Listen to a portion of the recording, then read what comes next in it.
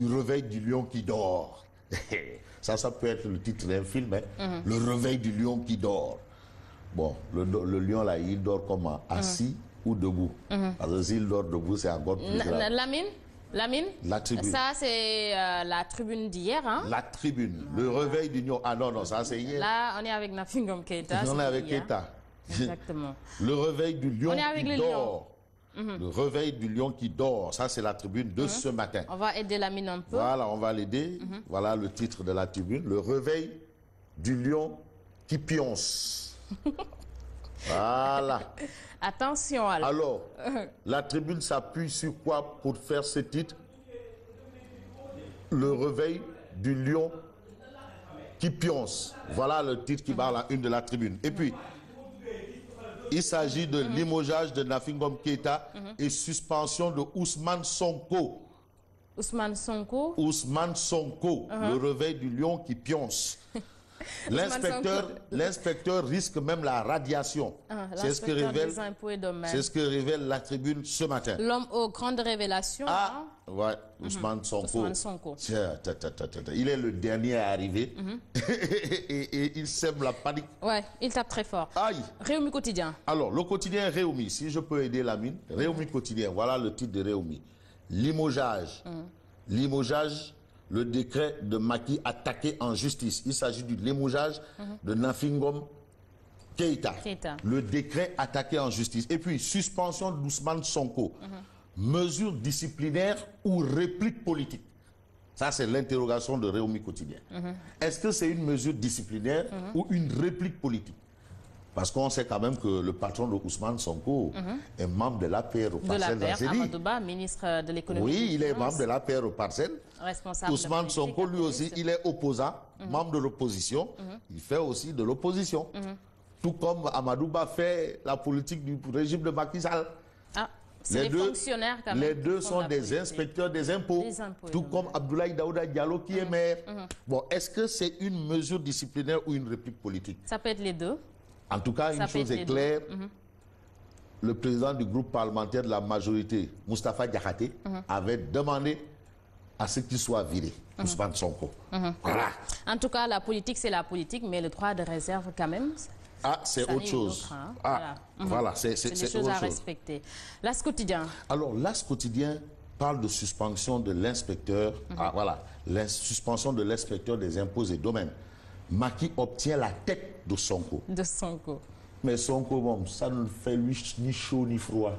Sonko, c'est pas son problème. Ni chaud ni froid. En tout cas, avec le non-versement des impôts de l'Assemblée nationale, on a vu quand même le ministre de l'économie et des finances qui a vraiment... qui a dit que c'est pas vrai. Pas vrai. Il est allé jusque devant les députés, il a même demandé pardon. Bon, il a dit pardon.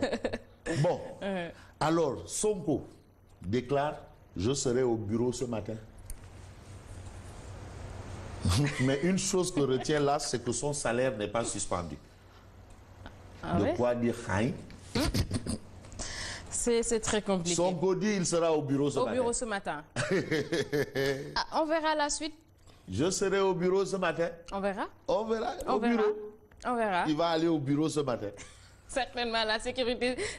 On va aller attendre l'arrivée de Ousmane Sonko les hommes de Amadou Ba sûrement, ils se sont déjà pointés. Hein? Direction, l'actualité, c'est au bureau de Sonko. De Ousmane Sonko. Il faut voir l'arrivée de Sonko. Voilà. Alors, direction, le bureau de Sonko. Libération. Alors, Libération parle du rapport de la DGID au ministère de l'économie et des finances du plan, en révélant les dérives de Ousmane Sonko. Ousmane Sonko, détaché au contrôle interne, l'inspecteur des impôts a abusé de sa position pour sortir des renseignements confidentiels. Donc, ça veut dire que tout ce qu'Ousmane Sonko dit, c'est vrai. Mais c'est confidentiel. Mais c'est confidentiel. Ouais. C'est vrai. C'est vrai, mais c'est confidentiel. Ça, c'est ce qu'on appelle une démarche journalistique. Sa suspension lui a été notifiée par voie d'huissier vers une saisine du Conseil de discipline des fonctionnaires logés au ministère de la fonction publique. Qu'à cela ne tienne, Ousmane Sonko dit je serai au bureau. Au bureau ce matin. Rendez-vous au bureau de Sonko ce matin.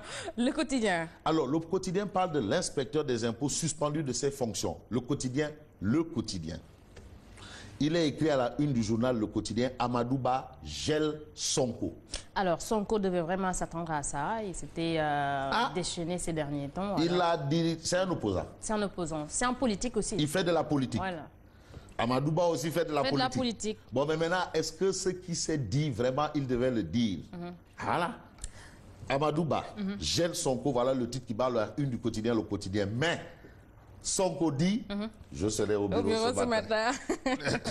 C'est le quotidien.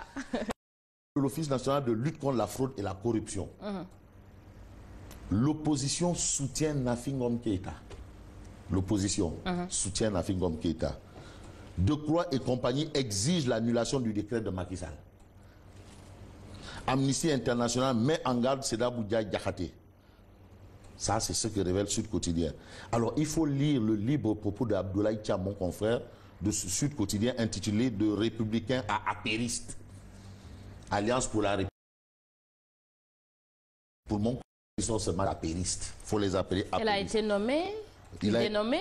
Il y a le feu. Est-ce qu'il n'y a pas il y a pas le feu, hein? Ah, en tout cas, c'est une nomination. C'est une nomination, hein? Et le chef a les prérogatives. Voilà. Mais il paraît qu'elle avait un mandat de 3 ans. De 3 ans.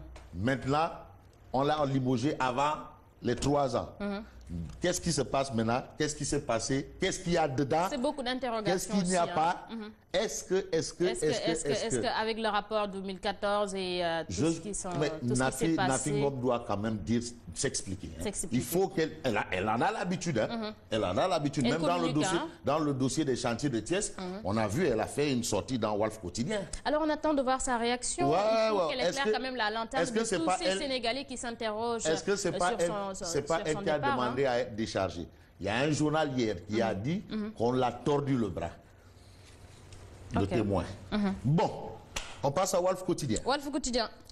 Alors, Walf Quotidien titre règlement de compte au sommet de l'État. Et quel est le titre de Walf Quotidien aujourd'hui? La République bascule dans la dictature. Attention. Ça, c'est le quotidien piloté par mon grand frère et ami Abdourahmane Kamara, dit Kamou. Attention. La République bascule dans la dictature. On passe à autre chose, toujours à la une de Walf Quotidien.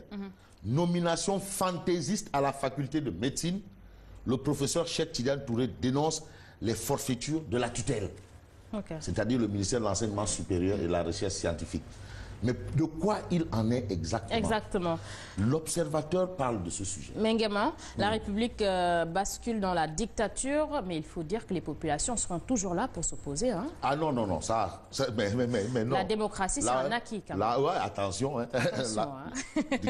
Le peuple. Le peuple. C'est pour cela, Il ne faut pas réveiller le peuple qui dort. Ça, c'est El Hassan Sall hier. El Hassan Sall de la tribune, il dit, méfiez-vous du peuple qui dort. Il ne faut pas réveiller le peuple qui dort. Il ne faut pas réveiller le peuple qui dort. Là, le peuple qui Wad en sait parce que le 23 juin, il a vu un peuple qui dormait, il s'est réveillé. Le peuple qui s'est réveillé. Alors, je fais que le récit de... C'est les quotidiens. Voilà. Pas nous. On passe à l'Observateur L'Obs. L'Observateur L'Obs parle de nomination au poste de président du jury du CAMES. Le malaise Ardo. Pourquoi le malaise Ardo? Eh bien parce que sa nomination comme président du jury du CAMES des futurs enseignants de chirurgie et spécialité chirurgicale est contestée. Contestée par qui? Le professeur Cheikh Tidiane Touré, qui a même initié une pétition contre l'affront. Voilà. Voilà la situation. Donc il y a un malaise. Il y a un malaise aux impôts, malaise à l'université, malaise à l'OFNAC, malaise à la justice, malaise. Attention, évitez de tomber. Témoin quotidien. Alors, Témoin quotidien parle de près d'un an après le crash de Sénégal Airlines, Sénégal Air, le bureau d'enquête dans un trou d'air. Ça, c'est le titre qui parle à une de Témoin. Et puis Témoin parle du changement de dénomination. La Suneor redevient Sonacos. L'annonce a été faite hier par monsieur le PCA de Ndemsial. Suneor, Ndemsial. C'est maintenant Ndemsial. Il a dit... Et entre-temps, on avait parlé de Soleya, je sais pas. Non, Soleya, non, ça c'est... Oh non, Soleya Maman. Et puis ça rappelle Ousmane Sow Richard là. Soleya Maman. Soleya Maman, mais de toutes les façons, le PCA, Youssou Diallo a dit la Suneor est morte. Donc il faut dire Ndem Sia le Suneor. Et vive la Sonacos. Vive la Sonacos SA. Voilà. L'astre de Anne. Alors, l'astre de Anne parle toujours du même sujet. La Suneor redevient Sonacos.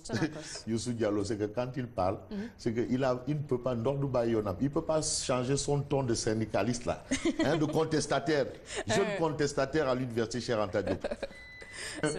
Son père qui était l'imam de Saint-Louis a été interpellé pour qu'il dise à son fils qui remuait l'université, il faut apaiser la tension. Dis à ton fils de revenir, ton fils, par le président de la République, dites à votre fils là. De revenir. Nguema, on termine avec Tribune Sport. Bon, alors, Tribune Sport, rapidement.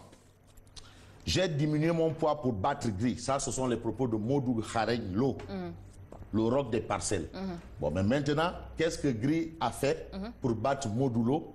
Peut-être on va voir ça demain. En tout cas, pour Modou Lo, c'est bien, pour plus de rapidité et de... Ce qu'on sait, c'est que c'est au stade Demba Diop. C'est tout ce qu'ils disent là. Nous, on attend ça là. On attend dimanche. Bref. Alors, Nguema, merci beaucoup. On se retrouve demain, Inch'Allah. Avec beaucoup de plaisir. Merci à mon ami Fabrice Nguema. C'est mon ami. Hein? Merci à Fabrice Nguema. Merci également à vous. Je vous retrouve tout de suite. C'est pour le journal.